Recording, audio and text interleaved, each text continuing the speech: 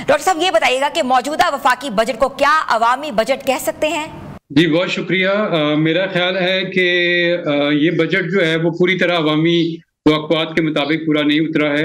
अवाम जो है आप गली मोहल्लों में बाज़ारों में घूम के देखें, अवाम को ओवरऑल एक मायूसी सी हुई है कि क्यों कोई नई चीज़ उनके लिए नहीं प्रेजेंट की गई। ख़ास तौर पे जो बिजली की कीमत कुछ महीनों पहले कम की गई थी, अवाम एक्सपेक्ट कर रही थी कि वो कम होगी, मज़ीद कम होगी, लेकिन ऐसा कोई ऐलान नज़र नहीं आया।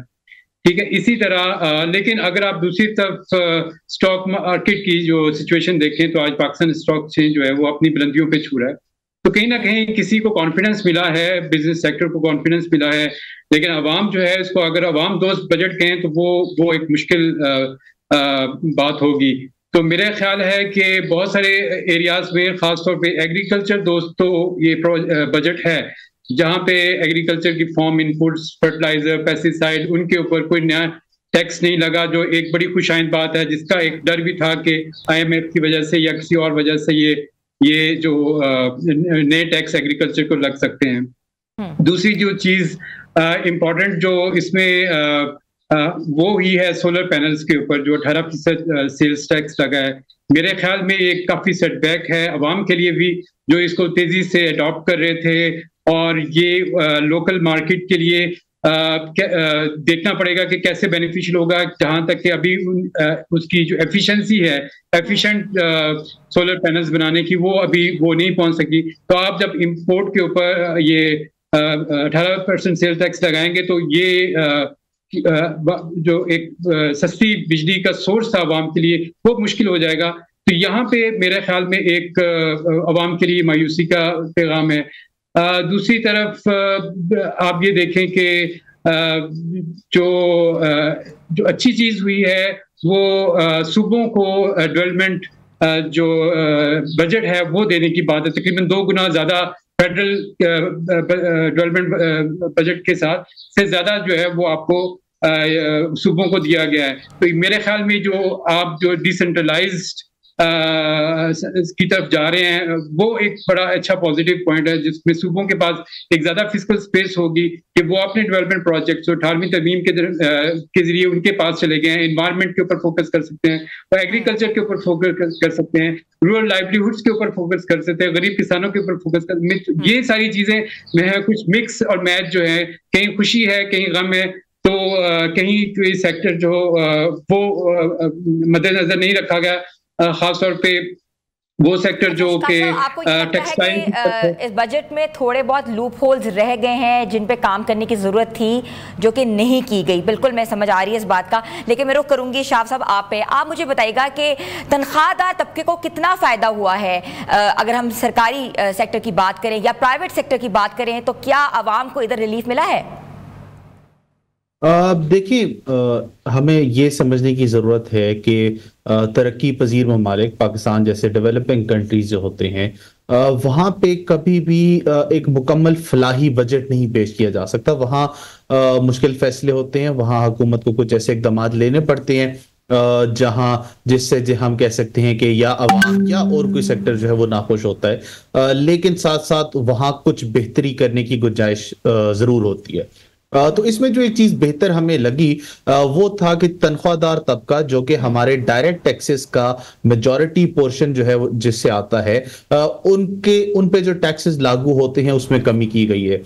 जो पहली जिसे हम कहते हैं 3 टैक्सेबल स्लैब्स हैं, 6 लाख सालाना आमदन से कम वाले लोगों पर तो लगता नहीं है, लेकिन 6 लाख से लेके वाले लोगों पे जो टैक्स की शरह है उसमें कुछ कमी की गई है, जो कि खुशाइंद इकदाम है मेरे ख्याल से। लेकिन इसके साथ साथ जाहिर बात है, जब आप एक जगह से आप टैक्स कलेक्शन जो है, टैक्स रेट कम कर रहे हैं और आप अपना जो टैक्स रेवेन्यू टारगेटेड है उसको भी बढ़ा रहे हैं, 12.5 ट्रिलियन से वो अब 14 ट्रिलियन से ज्यादा पे चला गया, यानी कि 2 ट्रिलियन इस माली साल से ज्यादा अगले माली साल में आपने वो कलेक्ट करना है। तो जाहिर बात है, अगर आप एक जगह टैक्स रेट्स में कमी कर रहे हैं तो वो कमी आपको कहीं और से पूरी करनी पड़ेगी। और उसमें हमें नजर आया कि हुकूमत ने सहारा लिया है बहुत सारी ट्रांजैक्शंस पे टैक्स लगा के। और ये एक वो चीज है कि जिससे जैसे आपने पहले सवाल में भी अपना पूछा कि क्या आवाम इससे खुश है या नहीं, तो वो जो एक फिक्र की लहर दौड़ रही है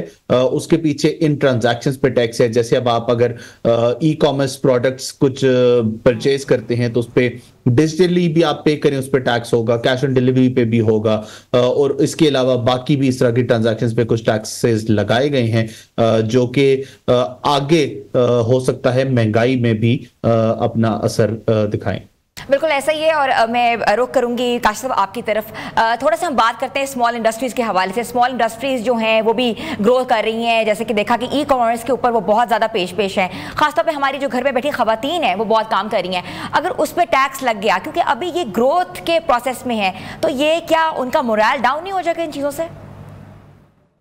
बिल्कुल, मेरा ये ख्याल है कि ये एक सबसे ग्रोइंग इकोनॉमिक सेक्टर था जिसको ऊपर ये जो 18% सेल टैक्स जो लगाया है, मेरे ख्याल में ये एक अच्छा इक़दाम नहीं है जिसको रिवर्स करने की जरूरत है। मेरे ख्याल में अगर ये 10% पे आ जाए तो एक रीजनेबल अमाउंट बन जाएगी।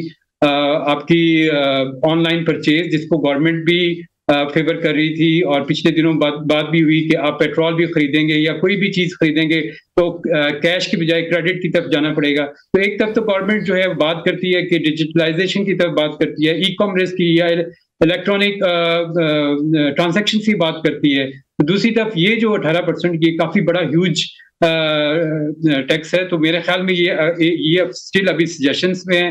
तो अगर इसको लेस देन 10% कर दिया जाए तो फिर भी गवर्नमेंट अपना रेवेन्यू भी जनरेट कर सकती है, लेकिन साथ साथ इस जो ग्रोइंग सेक्टर है उसको इम्प्रूव कर सकती है। तो बहुत सारी आपको पता है तकरीबन 400 मिलियन डॉलर्स जो है पिछले साल जो है फ्रीलांसर्स ने और जो लोग ऑनलाइन काम करते हैं उन्होंने आपको कमा के दिया है। तो ये एक उनके लिए एक बड़ा सेटबैक होगा। जो ये एक्टिविटीज इर्द गिर्द हो रही हैं, एक पूरा एटमॉस्फेयर इसका इकोसिस्टम डेवलप हुआ था। तो इस इकोसिस्टम में मेरे ख्याल में ग्रेजुअली टैक्सेशन की तरफ जाना चाहिए था, रादर देन एकदम आपने 18% जो है टैक्स लगा दिया है। तो आपकी जो इंटरनल इकोनॉमिक एक्टिविटीज हैं, कोई आपने किताब खरीदनी है ऑनलाइन, आपने कोई कपड़े खरीदने हैं, तो वो सब चीजें जो हैं 18% महंगी हो जाएंगी। तो लाजमी तौर पे इन एक्टिविटीज के ऊपर इम्पैक्ट पड़ेगा। और फिर वो आपके जो डिमांड साइड है जो उसको आपके टेक्सटाइल सेक्टर है, आपके जो फुटवेयर है, दूसरी चीजों के पर भी इनडायरेक्टली जो उस पर इम्पैक्ट पड़ेगा। तो लाजमी तौर पे आपकी लाइवलीहुड पे भी इम्पैक्ट पड़ेगा और आपकी वेलफेयर के ऊपर भी इम्पैक्ट पड़ेगा। हाँ बिल्कुल ऐसा ही है। तो इसी इम्पैक्ट के हवाले से हम मज़ीद बात करते हैं। मैं रुख करूँगी शाह नजीब साहब का। शाह नजीब साहब ये बताइएगा कि ये जो कार्बन लेवल का इतलाक और रोज़मर्रा की दरामदी अशिया पर जो भारी टैक्स नाफिज किया गया है, क्या ये इन्फ्लेशन मज़ीद नहीं बढ़ेगी मुल्क में? लोग जो है आगे ही कहते हैं कि मुल्क छोड़ के जाना चाहते हैं, ब्रेन ड्रेन का शिकार हैं। आप क्या समझते हैं इस बजट से क्या माशी बुरहान हो सकता है? देखिए, पिछले 2 साल हम एक बड़ी हाई इन्फ्लेशन पीरियड में हमने गुजारे हैं, और उसके बाद इस माली साल में इन्फ्लेशन के फिगर्स हमारे कुछ बिल्कुल नीचे आए, लेकिन उसमें 2-3 फैक्टर्स जारी बात शामिल थे। एक, जहां उसमें ग्लोबली जो ऑयल प्राइसेस हैं उसका कम होना, ओवरऑल ग्लोबल इन्फ्लेशन का कम होना, लेकिन उसमें एक बहुत बड़ा इफेक्ट था बेस इफेक्ट, जिसको हम स्टैट्स में कहते हैं। यानी कि आपकी पिछली महंगाई की बेस इतनी ज्यादा थी कि उसके बाद आपको जो कीमतें बढ़ी भी सही तो आपको वो फर्क जो है वो थोड़ा सा महसूस हुआ इंक्रीज का। लेकिन अब हमने देखा कि मई के महीने में एक दफा फिर जो महंगाई के फिगर्स हैं उसमें इजाफा हुआ, यानी कि 3.5% जो है वो आया पिछले महीने, जबकि वो 1% के आसपास पिछले कुछ महीनों से चल रहा था। तो ये ऐसा लगता है कि वो जो बेस इफेक्ट था वो अब खत्म होता जा रहा है उसमें से, और अब महंगाई की शरह में कुछ ना कुछ इजाफा हमें नजर आएगा। उस वक्त ऐसे इकदाम, कार्बन लेवी जो कि दुनिया लगाती है बिल्कुल पेट्रोल इस तरह के जैसे हम कह सकते हैं कि चीजों के इस्तेमाल पे, लेकिन वहां पे आपके पास अल्टरनेट रिसोर्सेज अवेलेबल होती हैं। यानी कि ये डिस्करेज करने के लिए होता है कि आप पेट्रोल ना यूज करें। आप हो सकता है अगर गाड़ियां इस्तेमाल कर रहे हैं तो आप इलेक्ट्रिक व्हीकल्स की तरफ जाएं, आप कोई और ऐसे गाड़ी इस्तेमाल करने के बजाय हो सके पब्लिक ट्रांसपोर्ट की तरफ जाएं, या बाकी चीजें जहां पे फ्यूल यूज होता है एनर्जी के तौर पे, तो आप कोई रिन्यूएबल एनर्जी की तरफ जाएं। लेकिन पाकिस्तान में फिलहाल हमारे पास वो रिन्यूएबल या वो अल्टरनेट रिसोर्सेज अवेलेबल नहीं है कि हम पेट्रोल की अपनी कंजम्पशन कम कर सकें। तो ऐसे वक्त में ये कार्बन लेवी लगाना जो है वो बिल्कुल ना सिर्फ पेट्रोल की कीमतें बढ़ाएगा, और खासतौर पे ऐसे वक्त में कि जब ये भी सजेस्ट किया गया है कि पेट्रोलियम लेवी जो है उसको भी मजीद बढ़ाया जाए।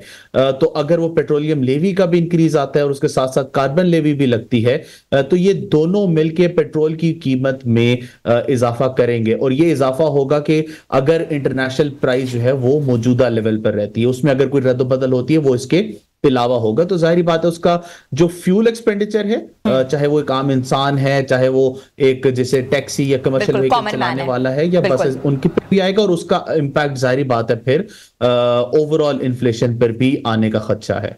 बिल्कुल ऐसा ही है। एक सवाल मैं आपसे इधर ही करूंगी कि वज़ीर-ए-आज़म साहब कहते हैं कि पाकिस्तान जो है वो टेक ऑफ करने की पोजीशन में आ गया है, क्या ये बात दुरुस्त है?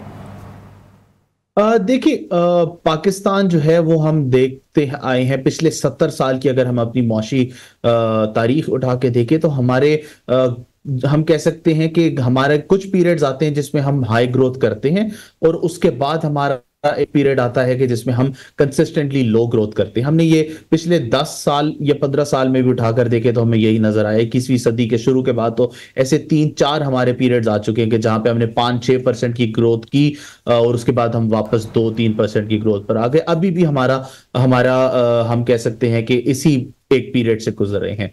लेकिन इस पीरियड से निकलना मुश्किल है, इसमें कोई खदशा, इसमें कोई शक नहीं है। लेकिन इस वक्त भी हम ये कह सकते हैं कि इसका जो हल है वो हमारे हाथ में है, और वो हल ये है कि मईशत का पहिया चलने दिया जाए। और वो कैसे चलेगा? वो चलेगा जब हम अपने तमाम सेक्टर्स, वो एग्रीकल्चर सेक्टर हो, मैन्युफैक्चरिंग सेक्टर हो और सर्विसेज सेक्टर हो, उनको बढ़ावा दें, उनको चलने दें। और इस वक्त हमारा एग्रीकल्चर सेक्टर, खासतौर पर लार्ज स्केल मैन्युफैक्चरिंग जो है वो निहायत मुश्किलात का शिकार है। उसके लिए पाइड ने पिछले 2-3 साल में एक बड़ा अहम काम किया है जिसको हम कहते हैं स्लज ऑडिट, यानी कि जो भी रेगुलेटरी स्लज है, यानी कि कवानीन इतने सख्त या इतने ज्यादा कर दिए गए हैं कि उससे कंप्लाई करना जो है वो बिजनेसेस के लिए मुश्किल हो गया। तो हम कहते हैं कि उन कवानीन को आसान किया जाए, खत्म ना किया जाए, बल्कि उनसे कंप्लाई करना आसान किया जाए, ताकि बिजनेसेस जो हैं उनको उसकी कंप्लायंस में टाइम भी कम लगे और उसमें साथ साथ उनको कॉस्ट भी कम बेयर करनी पड़े, ताकि उनका ना टाइम का ज़िया हो ना रिसोर्सेज का ज़िया हो